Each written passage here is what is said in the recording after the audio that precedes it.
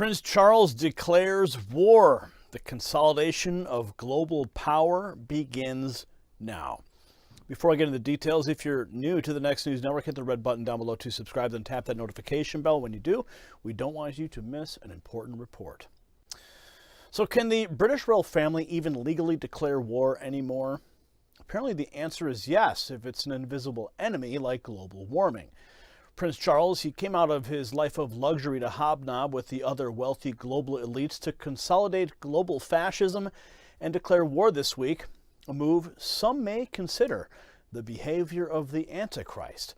Tim Haines from Real Clear Politics reports that speaking Monday at the United Nations Climate Summit in Scotland, Charles, the Prince of Wales, said that global leaders need a vast military-style campaign to, quote, marshal the strength of the global private sector for global fundamental economic transition. Note that a military-style campaign requires top-down authoritarian approach. Watch. So, ladies and gentlemen, my plea today is for countries to come together to create the environment that enables every sector of industry to take the action required. We know this will take trillions, not billions of dollars. We also know that countries, many of whom are burdened by growing levels of debt, simply cannot afford to go green. Here we need a vast military-style campaign to marshal the strength of the global private sector. With trillions at its disposal, far beyond global GDP, and with the greatest respect, beyond even the governments of the world's leaders, it offers the only real prospect of achieving fundamental economic transition. We have to put ourselves on what might be called a warlike footing, he said. Louder with Crowder had some fun with the serious declaration by the prince, writing that we're told that there's no such thing as a great reset or a new world order, even as those words literally come out of the mouths of world leaders. To the global elite, let me offer a bit of advice. When addressing a meeting of global leaders discussing global changes, don't let Prince Charles say crazy things like this out loud. What's not crazy is what he said in February of 2011 at the Low Carbon Prosperity Summit held before the European Parliament.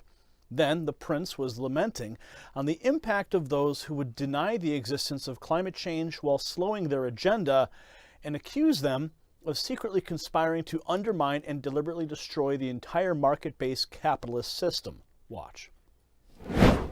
Now, I have to say, this process has not exactly been helped by the corrosive effect on public opinion of those climate change skeptics who deny the vast body of scientific evidence that shows, beyond any reasonable doubt, that global warming has been exacerbated by human industrialized activity. Their suggestion that hundreds of scientists around the world, and those who accept their dispassionate evidence, including, presumably, ladies and gentlemen, myself, who, rather ironically, am constantly accused of being anti-science, are somehow unconsciously biased, creates the implication that many of us are somehow secretly conspiring to undermine and deliberately destroy the entire market-based capitalist system which now dominates the world. Now this matters because he's now advocating the consolidation of the private sector using a vast military-style campaign. Watch again. Here we need a vast military-style campaign to marshal the strength of the global private sector. Consolidation of the private sector using a top-down vast military-style campaign is communism, and it is exactly what he claims that he is being accused of, conspiring to deliberately destroy the entire market-based capitalist system. Watch again. Their suggestion that hundreds of scientists around the world, and those who accept their dispassionate evidence, including, presumably, ladies and gentlemen, myself, who, rather ironically, am constantly accused of being anti-science, are somehow unconsciously biased, creates the implication that many of us are somehow secretly conspiring to undermine and deliberately destroy the entire market-based capitalist system which now dominates the world. So again, why does this matter? Well, an author by the name of Tim Cohen, he wrote a book in 1998 revealing in great detail the level of authority that Prince Charles of Wales has over global leadership, going so far as to draw a direct line to biblical scripture, painting him as the Antichrist from the book of Revelation. Now, bear with me here. The book is titled The Antichrist and a Cup of Tea. Now, using the global threat of climate change, the prince is urging world leaders to take aggressive military-style action, fusing public-private partnerships into global fascism. So how could he do this? Does he really have the influence? Is he consolidating power now? Well, according to Cohen's book, in a slideshow that Cohen produced around the same time, Cohen claims that Charles certainly has vast influence over the world's private corporations. Watch. Prince Charles steers the environmental ethics and business agendas of the world's most powerful multinational corporations. In the 1970s, the Prince began to create an organization known today as the Prince of Wales Business Leaders Forum, the PWBLF. That forum is comprised of the senior executives, presidents, and vice presidents of the world's largest multinational corporations, in fact, over 100 of the world's largest multinational corporations. The top 200 multinational corporations control over 28% of the world's entire economic output. That makes Prince Charles perhaps the most influential man in the world among multinational corporations, which again control much of the world's economic output. That forum has now partnered with the United Nations and the World Bank to form another organization called Businesses, Partners in Development, which exists to push public-private partnerships or government-business partnerships on the world as a new form of government at the local level, and which are really a form of capitalism, fascism, socialism, and communism all rolled into one. In other words, the global elite have taken what they think are the best aspects of each system and come up with public-private partnerships. It's Prince Charles' job to push that on the world through the United Nations. And that is exactly what he is doing now. But is he the Antichrist? Now, for some, that may be a stretch or border on conspiracy theory. However, Cohen documents the direct line in his book. Now, here's a longer excerpt from the slideshow where Cohen details his evidence that Prince Charles is indeed the Antichrist of the book of Revelation. Now, please forgive the poor quality, as this video was produced in 1999, but it is very relevant today. Watch. My name is Tim Cohen. I'm a Messianic Jew, and I have spent about 12 years at this point researching and writing on Bible prophecy, biblical history, and Christology. And I am the author of this book, The Antichrist and a Cup of Tea. It's a 444-page, heavily documented book, which I'm going to share with you tonight. You're going to see that this book is literally the first book in the history of the world to give hard evidence, and by that I mean scripturally testable evidence, to suggest the identity of the Antichrist. And in addition to that, this book documents the structure of the quote-unquote New World Order and shows that all the key organs of that New World Order sit beneath something called the Order of the Garter today, which itself is built up and has been built up over a period of several centuries beneath the British monarchy. So let's proceed. You'll see on the cover of The Antichrist and a Cup of Tea that I have a coat of arms. I'm going to tell you about that in a moment. It's perhaps the most fascinating coat of arms ever produced. All right. Let me read a passage before we start here. You can see this coat of arms in color. The passage is this. It's from Revelation chapter 13. Now the beast which I saw was like a leopard. His feet were like the feet of a bear, and his mouth like the mouth of a lion. And the dragon gave him his power, his throne, and great authority. Let him who has understanding calculate the number of the beast, for it is the number of a man, and his number is 666.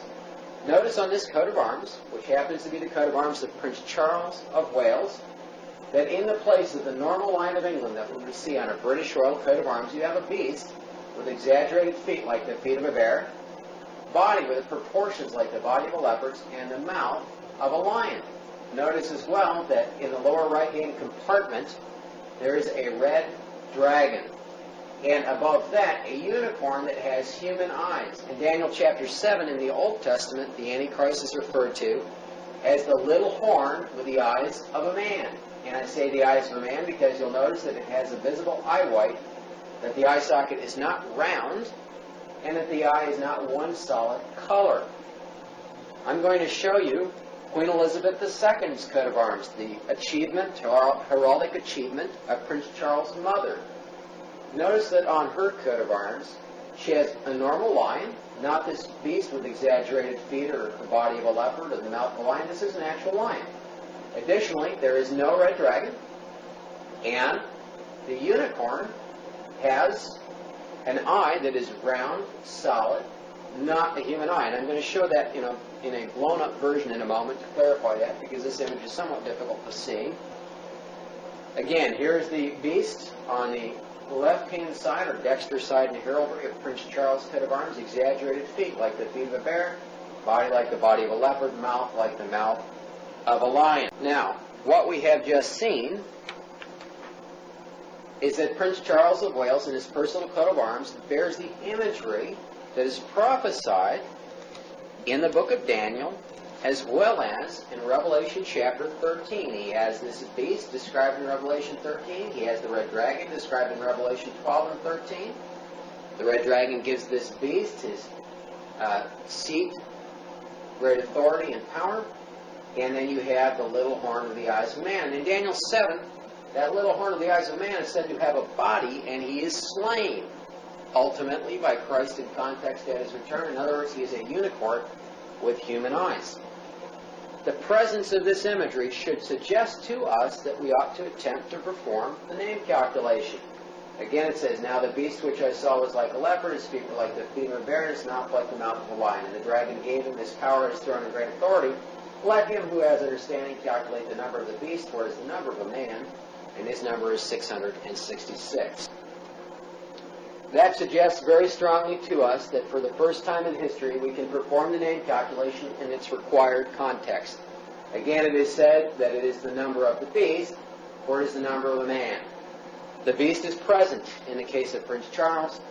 When we perform the calculation, this is what we get. This system is today called the Kabbalic numbering system. The reason is that it has been adopted into Kabbalism, which would be the occult version, the Jewish equivalent to Gnosticism. And however, it is a much more ancient system than that. It is the ancient biblical numbering system. Ancient Hebrew did not have its own numbering system. Instead, it used the characters of the Hebrew language to represent numbers. Aleph is 1, Beta is 2, Gimel is 3, Dalet is 4, etc. This system was used by Israel's ancient rabbis to calculate the values of words and names before Christ came. It was used by the Ante-Nicene Church to calculate the value of words and names in Greek. Notice the Greek alphabet here. It was subsequently incorporated into the Greek language, and although the original system ended at 400 because there are only 22 characters in the Hebrew language, it was ultimately extended to include 500, 600, 700, 800, and 900 in the Greek only. It was applied historically in a sequential fashion to the Greek language, not in a phonetic fashion. Additionally, the number 666 itself was specified in the underlying Greek text in the received text, the same one on which the Authorized King James Version is based, not using Greek words, but rather using 3 Greek letters. One letter for the number 600, a second letter for the number 60, and a third letter for the number 6. Because it's specified in that fashion, the original Greek text tells us what numbering system we are supposed to use on which to try to perform the name calculation. As it turns out, the title Prince Charles of Wales, in both English or Charles Prince of Wales, it does not matter how we order it, and in Hebrew, Nasik Charles of Wales, which is the Hebrew equivalent of the same title, Prince Charles of Wales, and is the way that the name is spelled officially in the modern Israeli press. Both calculate to exactly 666. 666 for the English, 666 for the Hebrew. Statistically, on this system, the odds of that occurring are far less than 1 in 10 to the 50th. Hugh Ross, for example, who is a physicist who is somewhat noted in the Christian community, has stated that in physics, an event that is 1 in 10 to the 50th or rarer in probability virtually cannot happen in nature. It's considered to be so rare. The odds on this system in 2 languages of one title or name, calculating the 666, are far less than 1 in 10 to the 50th. In other words, it cannot happen by chance. In fact, it's virtually an impossibility, yet it is a fact. So now we have the Prince of Wales consolidating corporate power using public-private partnerships. Fascism. To combat climate change while demonizing those who would question his leadership by calling it secretly conspiring, but the fact is he's doing it wide in the open on the world stage. So do you believe, Tim Cohen, that Prince Charles could be the Antichrist? For more answers, you can dig deeper into this topic by visiting the vast body of Cohen's work at prophecyhouse.com. You can also secure the second edition of his groundbreaking book, The Antichrist and a Cup of Tea. Now, the Lord has commanded us to watch the signs and the seasons for his return.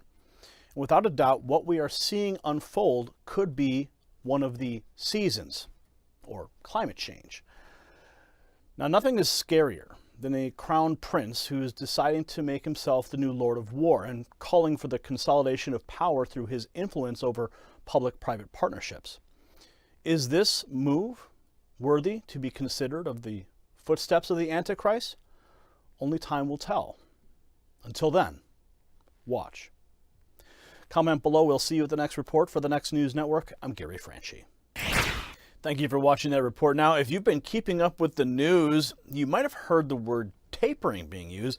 It's the new Fed buzzword, and you'll hear all kinds of meanings for it. But what it really means is Washington has to repay around $30 trillion that it borrowed. Now, our friends over at Noble Gold, they can keep you safe and protect you. So keep up with inflation by taking out an IRA with Noble Gold this month. And along with their first-class service, they're gifting a 1/10 ounce gold bullion American Eagle coin. It's absolutely beautiful. You can see it right here, right on the screen. Look at that thing. It's gorgeous. Look at that thing. It's beautiful. Beautiful. And that can be yours. So visit their website right now at noblegoldinvestments.com or simply give them a call at 877-646-5347. We'll see you at the next report. For the Next News Network, I'm Gary Franchi. You possess the power to impact the global narrative. Please share this report, and to get more videos like this, become a Next News subscriber by clicking the link below. Thank you for watching the Next News Network.